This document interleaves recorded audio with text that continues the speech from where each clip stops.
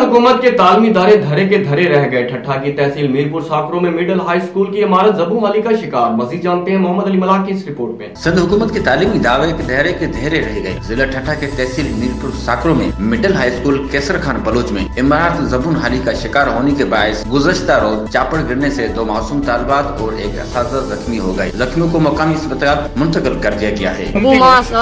School में कम कयो त इन करे असां उची तो मथे जा रहियो त हिकिड़ो चापोड़ किरियो। इन करे त असांखे मथे में लॻी वियो।